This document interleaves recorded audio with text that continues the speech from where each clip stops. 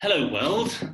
Good afternoon, good evening, or good morning, depending on wherever in the world you're watching this from. Welcome to All You Need Is a Ball Part 2. And this time I'm very excited to welcome two great friends who have led by example and created fantastic careers for themselves in the football industry. Today we'll hear from Liv Cooke, who joins us from the cold, rainy north of England. Hello, Liv. Hello. Liv became world freestyle football champion in 2017 and has since gone on to develop a career in media and much, much more.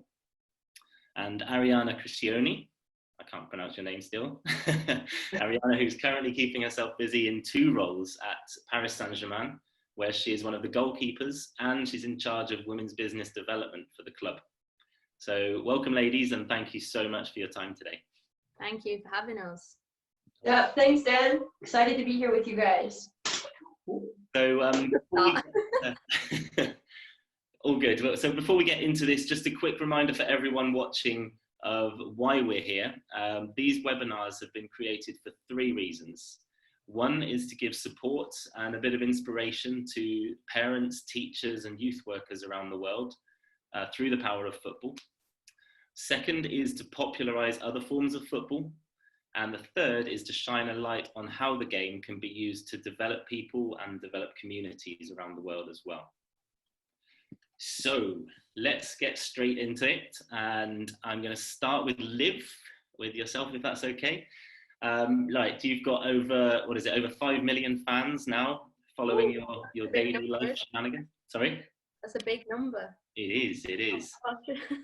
And they're following all sorts of shenanigans and fun and games of your daily life. But I wonder how many of them actually know your full story. So what I'd like from you first, if possible, is not just for those, but also the 7 billion other people on the planet. Roll back the years a bit and tell us kind of how it all began and how you got into the career that you're in now. Wow, where to start? I guess it all started for me growing up with two older brothers. There was always footballs around the house, in the garden. It was like a football crazy house. So it started with football. Went to my first girls' club, worked my way up. I was playing at an academy. I loved football. It was my life. That is what I wanted to do. I wanted to be professional. I wanted to live off it. That was the ultimate dream. And then I kept getting a back injury and it kept putting me out of football. And whilst I was out, because I was still obsessed, I was searching like football videos online, tricks, like Ronaldinho videos. And that's when I started to discover freestyle. So I started to learn some tricks. And I think my addictive personality kicked in. I'd learn one trick and I'd want the next trick and the next trick and the next trick and just constantly trying to improve. And then, fast forward probably 5 months, I was still out with my back injury. I'd got quite good at these. I was still calling them football tricks in my head. And it came when I was fit enough to go back to football. But I'd really discovered freestyle and I'd met a girl called Laura Biondo, who you know very well, Dan. And I was just watching all of her videos. Like she was doing, to me at the time, she was on her back juggling the ball with her legs upside down. I was like, what's going on? I need to learn that. And I just became addicted. And the time came to decide whether I wanted to do, pursue a career in football and try and play for England, or really push forwards with these tricks. And at the time everyone was like, oh, stick with football, because I was on track. I was at England camp and stuff, so it was looking like a potential route. I was on track to be a professional. Whereas freestyle at the time, no one really knew anybody that was living off it. It wasn't a career, it wasn't a thing really, other than the F2. They'd done it, but they were the only ones, so it was an anomaly. But I knew that I preferred the tricks, so I just kept working on them, and I said, I'm going to be the best in the world. And then fast forward a few years and a lot of hard work, tears, and obviously then I met you, Dan, and it happened over time. And here we are today. Amazing. And obviously you're very close to your family, and you mentioned them already, that your brother, I know, was very crucial almost to teaching you or showing you some of these tricks. Just how important have your parents been through that journey? Have they supported all the way through and seen your vision as well? Yeah, I mean, I'm fortunate enough. My parents have always been supportive of anything I wanted to do, any career path I wanted. I know that I'd have their full support. So even to this day, I still know that. And that was obviously key to my confidence in the, like, I knew that I could make a career from freestyle. I knew that I could be the best in the world, and they never told me that I couldn't. They were always like, well, yeah, you probably could if you work hard enough. Like, there was never a limitation put on me from my parents. So I think that helped for sure. And obviously, two older brothers growing up, they was always better than me at football. So I think that's where my ambition came for, like, constant progression, because I just wanted to beat them. That was the ultimate aim, like, to beat my brothers. Love it. Always about that. I actually had a memory as well pop up on my Facebook. I think it was just yesterday, in fact, that it was almost 5 years ago. Do you realise, since you joined me on the stage for the TEDx talk in London? Oh gosh, yeah. Yeah, it's just crazy to think what's happened in 5 years for you. It's amazing. So 5 years. Well done, you. Like a while, but honestly, it feels like yesterday when we was walking out onto that stage. Yeah. I think it was one of my first performances as well. Probably like my third. And it was TEDx. Oh my gosh. Awesome. Any sneak previews of what's coming next? Do you want anything coming up that you're super excited about that you're allowed to talk about? Or yeah, I mean, there's loads coming up. It's going to be, well, 2020 was set to be an incredible year, but I'm sure it still will be once isolation's over and everything. But in terms of stuff coming up, obviously I'm playing in Soccer Aid. That's a massive one. My work with UEFA is going to be continuing, and I'm excited about getting back to making my own videos on my social. That's what I'm really enjoying at the minute with this free time, just pursuing them again. Brilliant. Okay, awesome. I'm gonna come. Thank you for that, Liv. Arianna, your turn. Sorry for keeping you waiting there. No, it's okay. I did not know all that about you, Liv. It was really interesting. Although, can I ask one question? Yeah. Liv, on your recent videos, you're jump roping all the time. Super.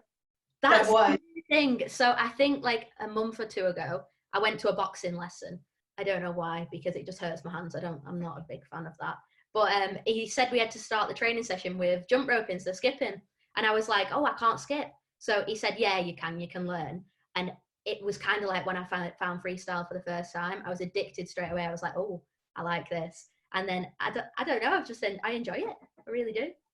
Yeah, I don't know. In your videos, you can tell that you're pretty into it though, because your face gets so excited when you pull something off. Like, I enjoyed watching those videos. They're pretty exciting.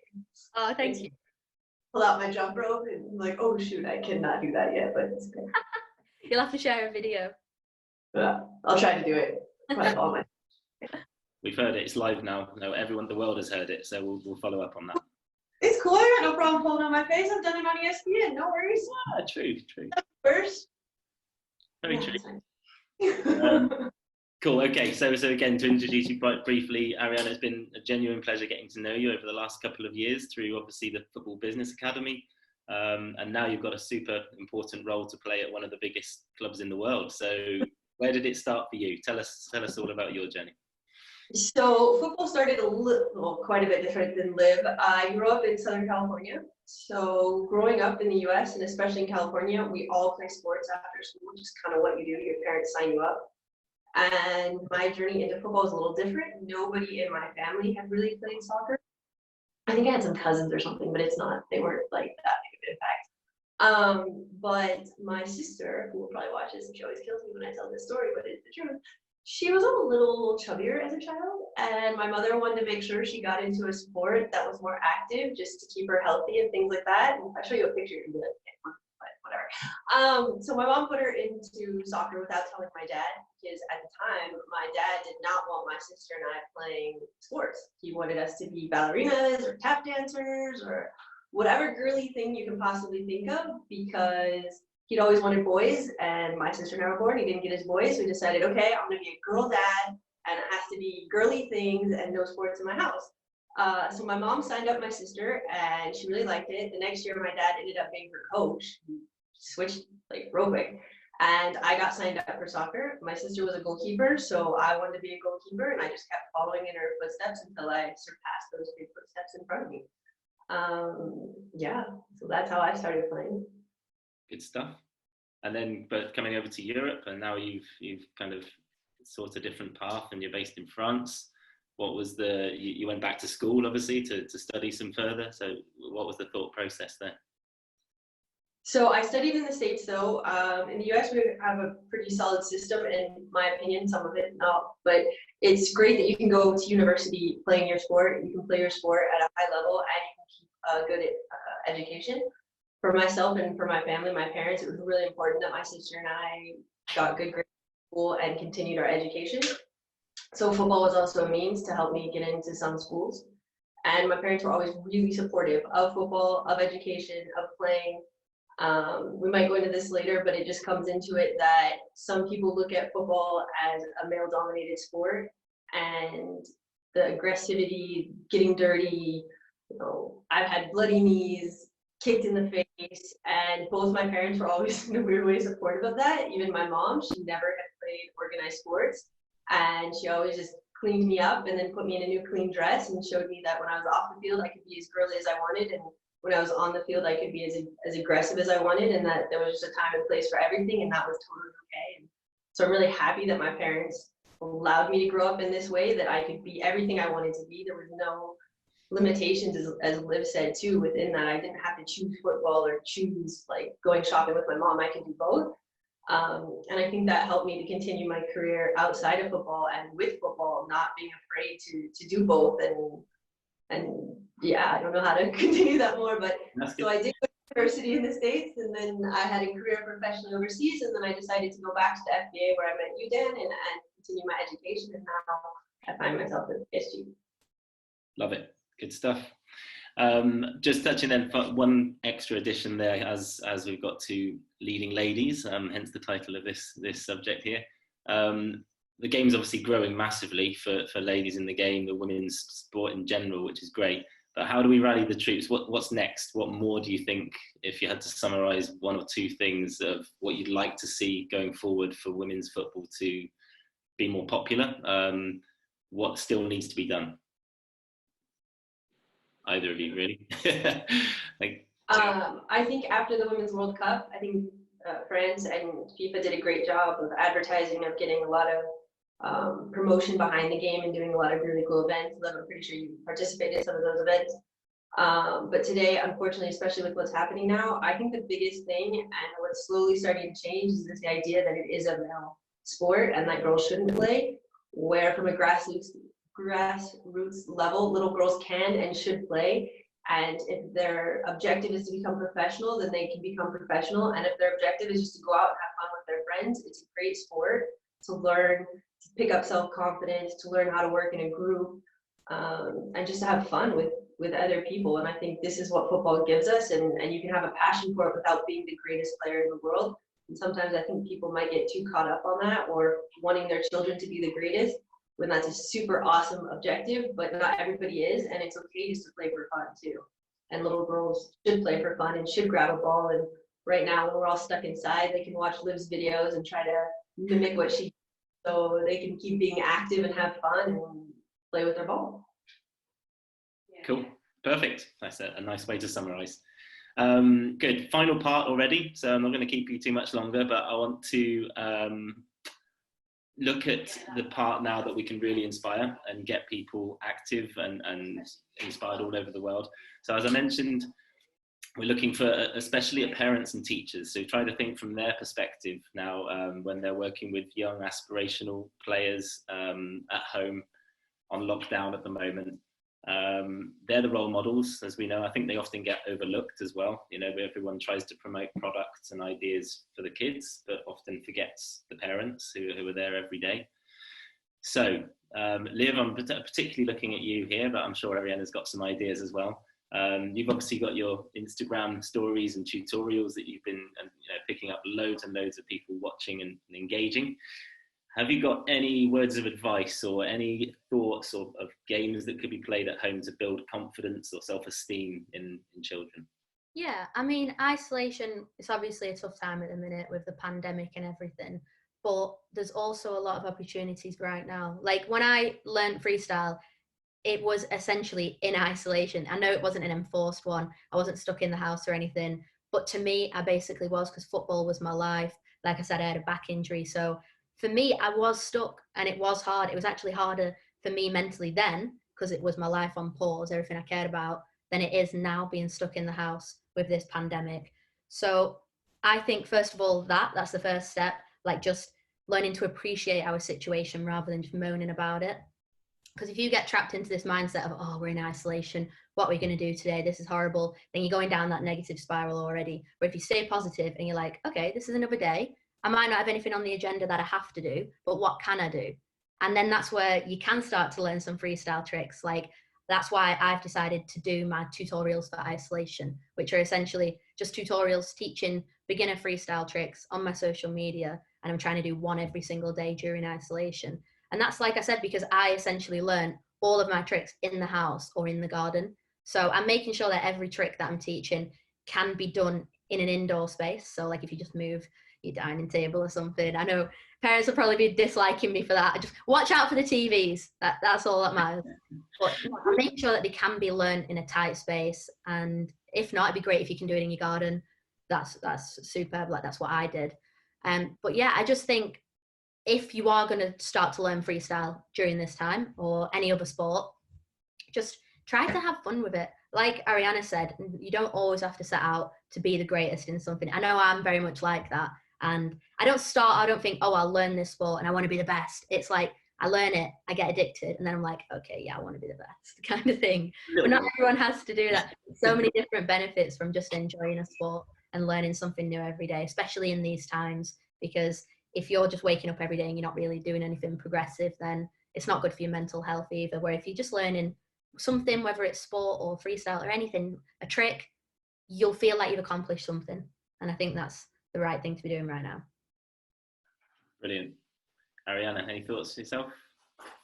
I would say too that the most important thing, in my opinion, I don't have kids yet, but then maybe you can back this one up, is children mimic their parents. So if you're being active at home right now, the kids are going to be more inclined to be active too. And if your child is learning something new, there's no reason you can't learn it too. Like you're stuck at home, don't put the camera on, nobody else will see. Showing your child that you can make a mistake, or learning to juggle, trying out Liv's exercises, any workouts.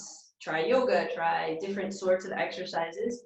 I think it can inevitably help you in any sport you play. You don't have to focus just on football exercises, even if you want to be a football player. You can do lots of different kinds of workouts right now, depending on the space you have at home and the material you have.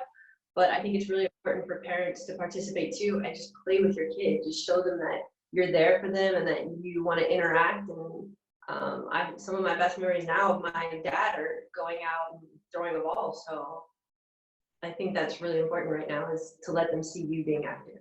That's so true. I saw a meme on Instagram the other day. I don't know if it was a meme actually, more like a quote, and it was a picture of a kid and a mother on a tube, and it said, the book was reading, right? Yeah. And it was saying like, your kids don't do what you say, they do what you do. So telling them to be active while you're sat eating a chocolate bar, they're not going to be active. They're going to get their own little chocolate bar and sit next to you, kind of thing. 100%. Exactly. I think parents need to be perfect or be a workout influencer by any means, but just getting up and throwing the ball in the air and touching it twice on your foot will show your kids that it's a good thing to do and positive. And I think it's just a really, especially right now, we're all stuck inside. Can't watch TV all day. Yeah, what you portray is what you attract, for sure. And I think that's and even the failure side of that, from what I've seen, I think if parents are learning with their kids, and actually if it's a freestyle context, I think it's a great example because it's hard to do. We're not saying it's easy to just start controlling the ball in the way that Liv can now, but by failing you then learn to better yourself. So as an adult or a kid, I think there's something in that for everybody. Brilliant. Thank you so much for your time, both of you. Thank you very much for this, and congratulations on everything you've achieved so far. Lots more to come. Please, everyone, do follow both Arianna and Liv on Instagram. Arianna's on @AC Footballer and Liv is @LivCookFS. We'll send the links after this video as well. And yeah, that's all for now for this week. So take care, everyone. Stay safe, and remember, all you need is a ball. Thank you, ladies. Thank you. Thank you, everyone.